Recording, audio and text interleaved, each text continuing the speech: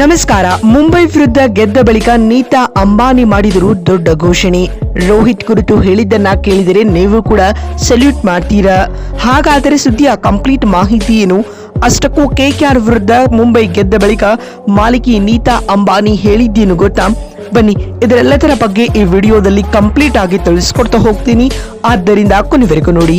ಆದ್ರೆ ಅದಕ್ಕಿಂತಲೂ ಮುನ್ನ ಯಾರನ್ನು ನಮ್ಮ ಚಾನೆಲ್ಗೆ ಸಬ್ಸ್ಕ್ರೈಬ್ ಮಾಡಿಲ್ವೋ ದಯವಿಟ್ಟು ಚಾನೆಲ್ಗೊಂದು ಸಬ್ಸ್ಕ್ರೈಬ್ ಮಾಡಿಕೊಂಡು ವಿಡಿಯೋಗೊಂದು ಲೈಕ್ ಮಾಡಿ. ಹೌದು, ಮುಂಬೈ ಇಂಡಿಯನ್ಸ್ ಅಂದ್ರೆ IPL ಅಲ್ಲಿ ಆರಂಭಿಕ ಪಂದ್ಯಗಳನ್ನ ಸೋತು ಕೊನೆ ಹಂತದಲ್ಲಿ ಪ್ಲೇ ಆಫ್ ಗೂ ಮುನ್ನ ಎಲ್ಲಾ ಮ್ಯಾಚ್ ಗಳನ್ನ ಗೆದ್ಕೊಂಡು ಗ್ರ್ಯಾಂಡ್ ಆಗಿ ಪ್ಲೇ ಆಫ್ ಗೆ ಎಂಟ್ರಿ ಕೊಟ್ಟು ಅಲ್ಲಿಂದ ಫೈನಲ್ ಗೆ ಲಗ್ಗೆ ಇಟ್ಟು ಕಪ್ ಗೆಲ್ಲುವುದು ಮುಂಬೈ ತಂಡದ IPL ಇತಿಹಾಸದಲ್ಲಿ ಅಘೋಷಿತ ನಿಯಮವಾಗಿತ್ತು. ಆದರೆ ಇದೀಗ ತನ್ನದೇ ಹಳೆಯ ಚಾಳಿಗೆ ಮುಂಬೈ ಇಂಡಿಯನ್ಸ್ ಬ್ರೇಕ್ ಹಾಕಿತ್ತು. ತನ್ನ ಮೊದಲ ಪಂದ್ಯದಲ್ಲೇ ಇದೀಗ KKR ವಿರುದ್ಧ 6 ವಿಕೆಟ್ಗಳ ಏಕಪಕ್ಷೀಯ ಗೆಲುವು ದಾಖಲಿಸುವ ಮೂಲಕ ತನ್ನದೇ ಹಳೆಯ ದಾಖಲೆಗಳನ್ನ ಬ್ರೇಕ್ ಮಾಡಿದೆ. ಅದಲ್ಲದೆ 13 ವರ್ಷಗಳ ಬಳಿಕ IPL ನ ಮೊದಲ ಪಂದ್ಯದಲ್ಲೇ ಮುಂಬೈ ಗೆಲುವು ಪಡೆದ ವಿಶೇಷ ಸಾಧನೆಯನ್ನ ಕೂಡ ನಿರ್ಮಿಸಿದೆ. KKR ವಿರುದ್ಧದ IPL ನ ತನ್ನ ಮೊದಲ ಪಂದ್ಯದಲ್ಲೇ 6 ವಿಕೆಟ್ಗಳ ಏಕಪಕ್ಷೀಯ ಗೆಲುವು ದಾಖಲಿಸುವ ಮೂಲಕ 2026ರ IPL ಟೂರ್ನಿನ ಶುಭಾರಂಭದೊಂದಿಗೆ ಶುರು ಮಾಡಿದೆ ಮುಂಬೈ ಇಂಡಿಯನ್ಸ್ ಟೀಮ್. ಇನ್ನು ಇದಕ್ಕೂ ಮುನ್ನ ಮುಂಬೈನ ವಾಂಖೇಡೆ ಸ್ಟೇಡಿಯಂನಲ್ಲಿ ಆರಂಭಗೊಂಡ ಈ ಪಂದ್ಯದಲ್ಲಿ ಟಾಸ್ ಸೋತು ಮೊದಲು ಬ್ಯಾಟಿಂಗ್ ಮಾಡಿದ KKR ಅಜಿಂಕ್ಯ ರಹಾನೆ ಹಾಗೂ ಅಂಕಕೃಷಿ ರಘುವಂಶಿರವರ ಆಕರ್ಷಕ ಅರ್ಧಶತಕಗಳ ನೆರವಿನಿಂದಾಗಿ 20 ಓವರ್ಗಳಲ್ಲಿ 220 ರನ್ ಕಲೆ ಹಾಕಿತ್ತು. ಅತ್ತ ಶಾರ್ದೂಲ್ ಠಾಕೂರ್ 3 ವಿಕೆಟ್ ಕಬಳಿಸಿದರು.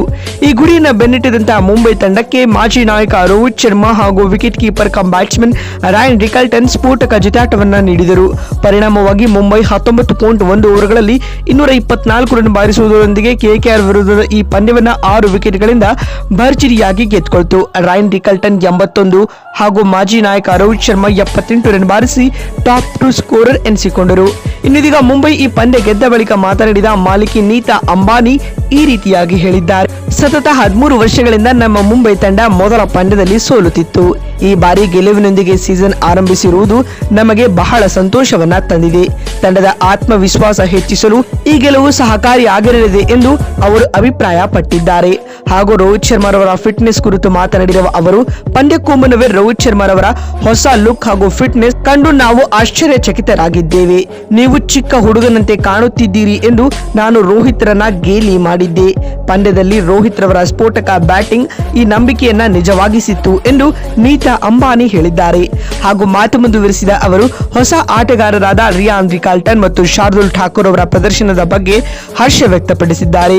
ತಂಡವು ಹಾರ್ದಿಕ್ ಪಾಂಡ್ಯರವರ ನೇತೃತ್ವದಲ್ಲಿ ಒಗ್ಗಟ್ಟಿನಿಂದ ಆಡುತ್ತಿರುವುದು ಅವರಿಗೆ ಹೆಮ್ಮೆ ತಂದಿದೆ ಎಂದು ಹೇಳಿದ್ದಾರೆ. ಹಾಗೂ ಮಾತು ಮುಂದುವರಿಸಿದ ಅವರು, ನಮ್ಮ ತವರು ಮೈದಾನವಾದ ವಾಂಖೇಡೆಯಲ್ಲಿ ಅಭಿಮಾನಿಗಳ ಬೆಂಬಲಕ್ಕೆ ನಾವು ಧನ್ಯವಾದಗಳನ್ನು ಅರ್ಪಿಸಿದ್ದೇವೆ. ಈ ಗೆಲುವು ಮುಂಬೈನ ಪಲ್ಟಾನ್ಗೆ ಅರ್ಪಿತವಾಗಿರಲಿದೆ ಎಂದು ನೀತಾ ಅಂಬಾನಿ ಹೇಳಿದ್ದಾರೆ.